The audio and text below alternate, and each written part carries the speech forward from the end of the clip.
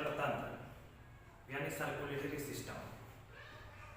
तो circulatory system दो प्रकार के होते हैं, ओपन सर्कुलेटरी सिस्टम और क्लोज सर्कुलेटरी सिस्टम। मतलब खुला परिसंचरण तंत्र और बंद परिसंचरण तंत्र। तो उसको समझते हैं, इसके समझने के पहले हम समझते हैं कि सर्कुलेटरी सिस्टम है क्या। जिस तरह पौधों के अंदर उनके जो भोजन है, उनके जो तत्व हैं, एक स्थान से दूसरे स्थान में जाने के लिए जाइलम और फ्लोएम की जरूरत पड़ती है, उसी तरह हमारे अंदर भी जो पोषक तत्व हैं ले जाने के लिए वाहिनियों की जरूरत पड़ती है, कुछ तंत्र की जरूरत पड़ती है।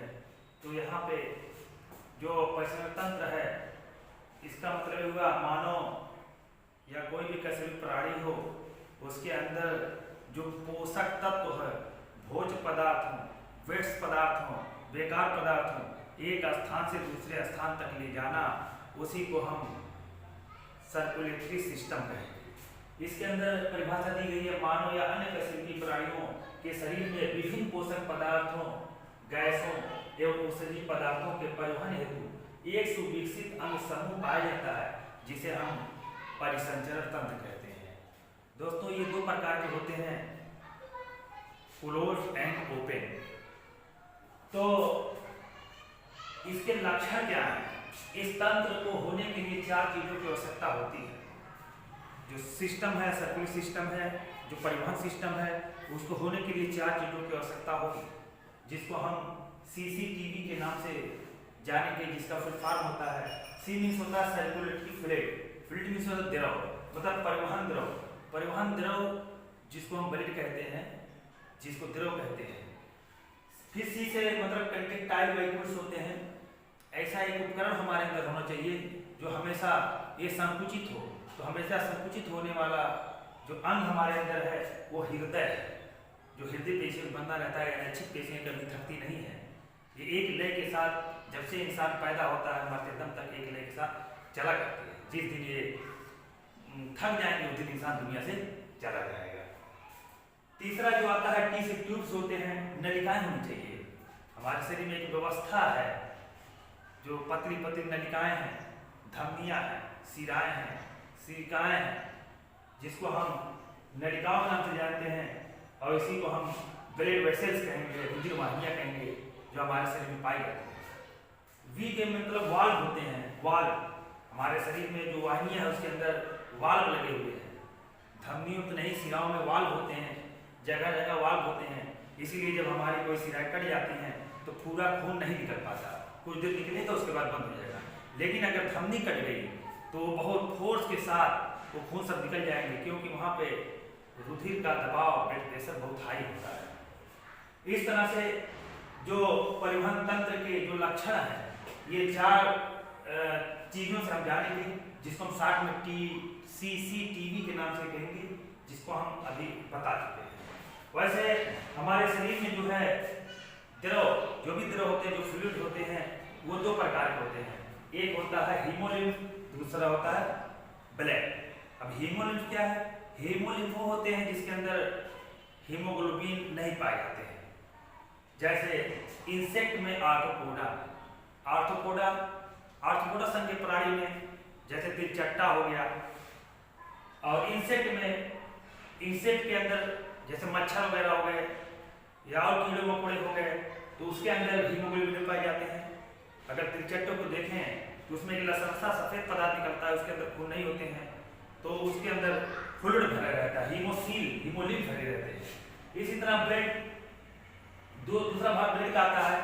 ब्लड और लोगों में पाए जाते हैं, जैसे वर्टिब्रेट्स में, फिश में, रेप्टाइल्स में, रेंगने वाले जैसे छिपकली वगैरह में, सांप वगैरह में, मैमल्स जानवरों में, गोरू भैंस में, हम लोगों में ये ब्लड पाए जाते हैं। इस तरह से देखा जाए जो ब्लड का सर्कुलेशन होता है वो दो प्रकार के होता है, एक होता है खुला, एक होता है बंद। तो सबसे पहले हम समझते हैं खुला परिसंचरण तंत्र किसमें पाए जाते हैं। खुले परिसंचरण तंत्र जो पाए जाते हैं, तो हमने यहाँ शॉर्ट में नाम दिया है ATM। ATM से आपको याद रहेगा, A से आर्थ्रोपोडा, और T से ट्यूनिकेट्स, M से मोलस्का। तो इसके अंदर जो भी रुधिर होते हैं वो खुला पाचन तंत्र के अंदर पाए जाते हैं। इस पाचन तंत्र के अंदर एक हार्ट होता है, हार्ट से ये वेन निकली होती है, लेकिन वेन में ये शिराएं और वाहिनियां नहीं होती। ये जो रुधिर यहाँ से आएंगे, वहाँ पे एक हीमोसील, एक देगुहा होती है। देगुहा में छोटे छोटे सेल होते हैं। जब एक झोंके से आएंगे, एक लहर के साथ आएंगे, ये पूरा इस तरह भर जाते हैं और सेल जो छोटी छोटी सेल है जो उसमें पोषक तत्व हैं उसको सोख लेते हैं। इसी को हम ऊतक कहते हैं। सोख लेंगे, जरूरत की चीज को ले लेंगे, जो बिना जरूरत की चीज है इसको फिर वापस हार्ट में भेज देंगे। तो इस तरह से देखा जाए तो खुला पाचन तंत्र में जो भी रुधिर जा रहे हैं वो एक नली से जा रहे हैं, लेकिन जहाँ देहगुहा में पहुंचेंगे, जहाँ उसका पाचन तंत्र है, विसर्जन तंत्र है और जो सिस्टम है, वहां पे कोई नली नहीं है। वो एक झोंके से आएंगे और पूरा सेल को दे देंगे, सेल उसमें डूब जाएंगे और जो उसके पोषक तत्व हैं उससे वो प्राप्त कर लेते हैं। प्राप्त कर लेंगे, फिर वहीं से वो अदर चीज भेज दिए जाते हैं।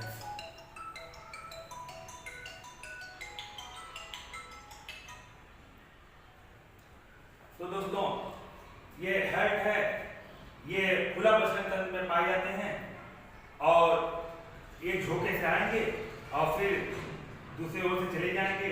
इसमें कोई रुधिर वाहिनियों की जरूरत नहीं। इसके अंदर जो ब्लड प्रेशर होते हैं बहुत लो होते हैं। ये बहुत छोटे से नहीं होते हैं, बहुत कम दाब पे ये धीरे धीरे बहते रहते हैं।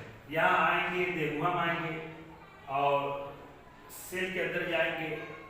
सेल जिसको जरूरत है वो ले लेगा, फिर यहाँ से फिर ये वापस भेज दिए जाते हैं।